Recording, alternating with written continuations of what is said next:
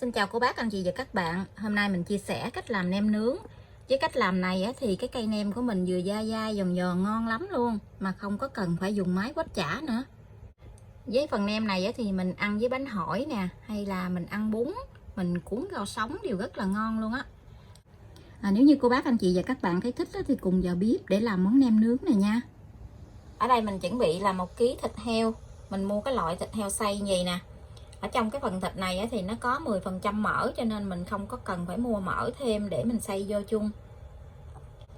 Bây giờ thì mình sẽ đi ướp gia vị vào trong thịt này nha. Nếu như cô bác anh chị mua về mà chưa có làm liền thì mình sẽ để thịt này trong ngăn mát tủ lạnh để mình giữ lạnh cho thịt nó không có bị hư.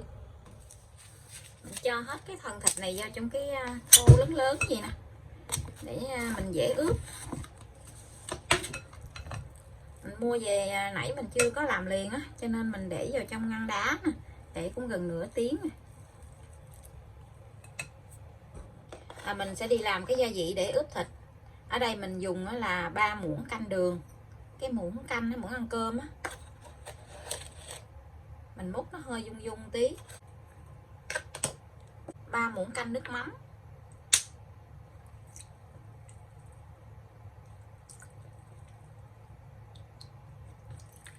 2 muỗng canh dầu hào,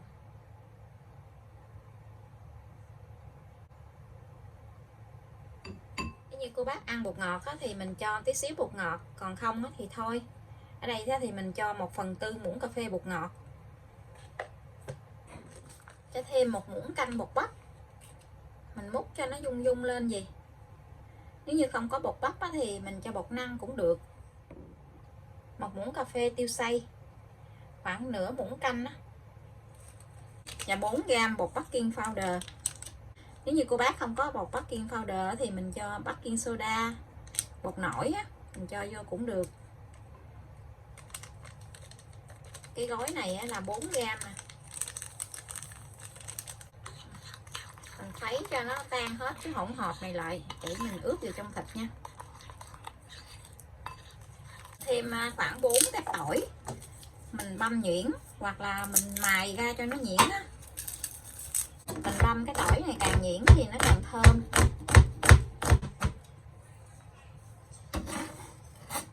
Cho cái phần tỏi này vô trong cái thịt luôn. Bây giờ thì mình cho cái phần nước ướp nè, cho vào trong cái tô thịt. Mình để cái bột baking powder vô, cái nó nổi bọt lên luôn nè.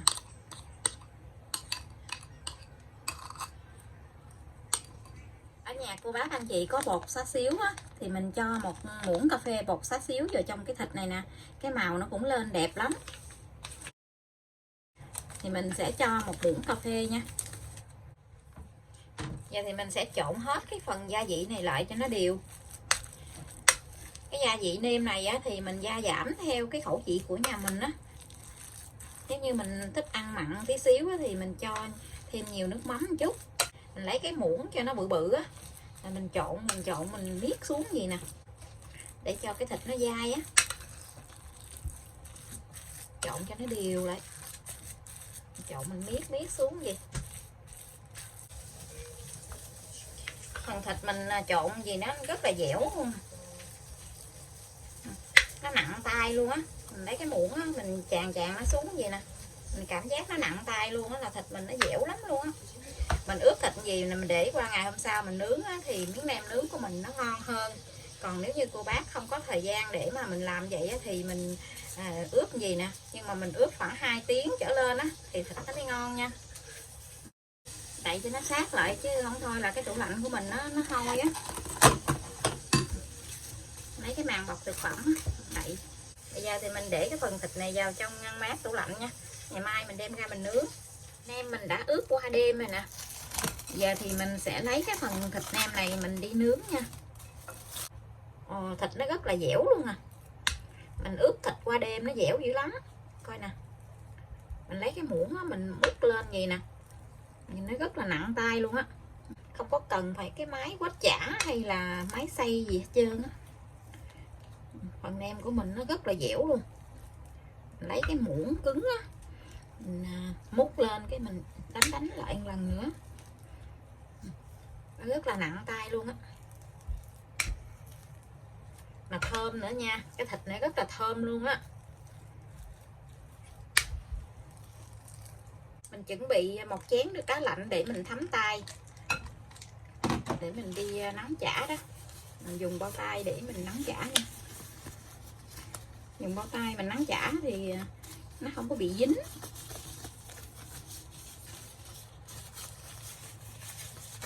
Mình cũng chuẩn bị một cái khay nướng. Cái khay nướng này thì mình cũng lót miếng giấy nến ở dưới nè, để mình nướng cho nó không có bị cháy á. Nếu như ở nhà mình nướng than cũng được, còn không có nướng than thì mình nướng bằng cái bếp điện á. Giờ thì mình sẽ lấy những cái viên vừa vừa tay vậy nè. Tay mình nếu như có bị dính á, thì mình thấm miếng nước đá lạnh để cho nó không có bị dính. Mình viên những cái viên chả cho nó vừa vừa vậy đó. Mình muốn ăn cái viên bự á, thì mình làm cái viên bự, còn nếu như không á, thì mình làm vừa vừa thôi, nhỏ nhỏ thôi cũng được. Cái mình lăn lăn vậy nè, cho nó dẻ, miếng thịt cho nó dẻ. Mình để vào trong cái khay nướng luôn. Cái khay nướng này thì mình để chiều dọc á, để cho nó có cái kẽ nướng gì nè, cho nó nằm giữ trên cái kẽ nướng gì. Mình làm cho hết cái phần thịt này luôn nha. Mình nắm những cái viên nào cho nó vừa vừa tay. Mình làm gì nè, để khi mà mình có cuốn ăn thì một cuốn cũng vừa nữa. Một cây nem mình cuốn nó vừa một cái cuốn vậy đó. Thấm cái tay trong nước đá, mình lăn lăn gì để cho cái cây chả nó dẻ lại vậy ha. Và tiếp tục thì mình làm cho hết cái phần thịt này luôn nha.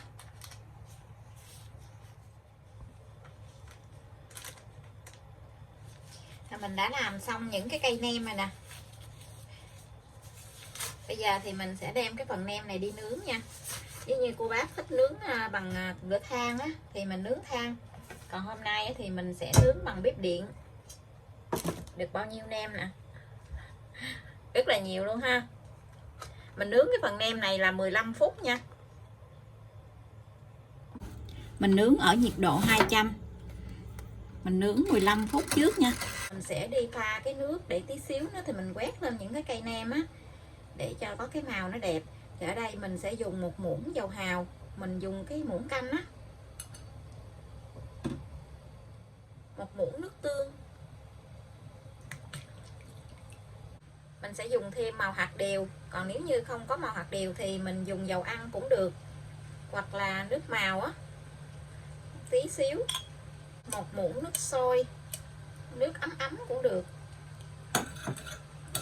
Mình cho vô để mình khuấy cái này cho nó mau tan á. Hôm nay thì mình sẽ làm nước chấm nem á, mình làm bằng tương hột. Tương này thì hôm bữa mình nấu nè. Thì mình sẽ lấy cái phần tương này ra mình xay nhuyễn nha. Có hổm mình làm một keo vậy luôn á. Cái bạn lại chơi, cái bạn thấy ngon quá, bạn xin hết 1/4 rồi. Mình cho bạn 1/2 rồi. Với mình ăn cũng 2 lần. Thì mình sẽ xay cái phần tương hột này để mình làm cái nước chấm nha. Hôm nay thì nó cũng đã lên cái màu sậm lại chút xíu.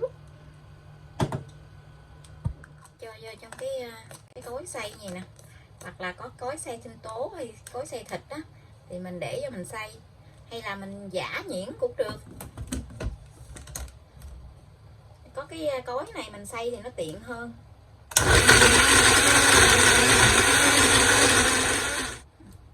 Mình xay có một tí xíu là nó nhuyễn nhừ hết trơn luôn á. Giờ thì mình sẽ lấy cái phần này mình đi xào lại nha. Mình đi nấu với mình nêm thêm gia vị vô. Mình cho cái phần tương vô trong nồi. Thì mình không có xào tỏi với lại dầu ăn. Mình thích nấu lên tí xíu nữa thì mình sẽ cho hành phi á. Mình cho hành phi vô chứ không có xào cái mỡ. Mình cũng cho thêm một muỗng bơ đậu phộng. Bơ đậu phộng. Bơ đậu phộng này thì nó ngọt á, có đường trong này. Cho khoảng 1 muỗng. Mình tráng cái cối xay tương nè, mình cho một miếng nước vô. Mình khuấy cho nó tan hết cái phần này nè.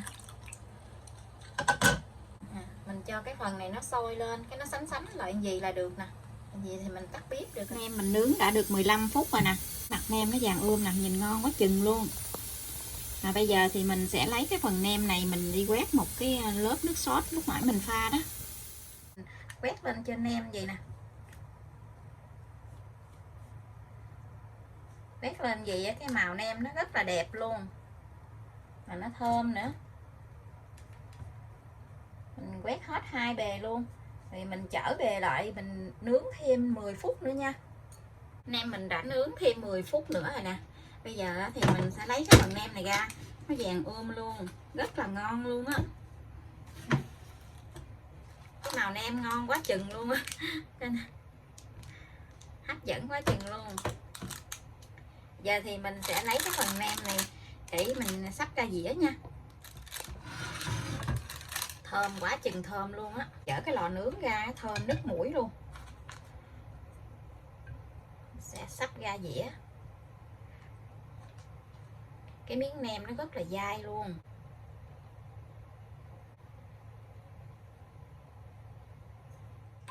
Mình sẽ cho cái phần tương chấm ra chén. Tương chấm nó đặc đặc gì nè mới ngon á. Cho thêm một ít ớt xay, một ít dưa chua hôm qua mình làm đó, bữa nay nó rất là thấm luôn. Thêm một ít đậu phộng nữa. Cái chén nước chấm rất là ngon luôn nè. Phần nem nướng của mình đã làm xong, rất là ngon luôn, thơm lắm luôn á. Thì mình ăn kèm chung với lại bánh hỏi nè, rau thơm, xà lách. Thêm mỡ hành, đậu phộng mình chấm với lại tương mình xay ra mình xào lên á, ngon lắm luôn. Thơm thiệt là thơm vậy đó. Nem này thì mình gói bánh tráng là mình ăn cũng ngon, hay là mình kẹp với bánh mì á, hay là ăn cơm, ăn bún gì cũng ngon hết trơn á. Cách làm này cũng rất là đơn giản luôn, không có cần phải có cái máy quét chả gì hết, rồi cũng rất là dai luôn. Nếu như cô bác anh chị và các bạn thấy thích đó, thì cùng vào bếp để làm món nem nướng này nha. Bây giờ thì mình xin chào tạm biệt, hẹn cô bác anh chị và các bạn lại video tiếp theo. Cảm ơn cô bác anh chị và các bạn đã xem video của mình. Xin chào và hẹn gặp lại.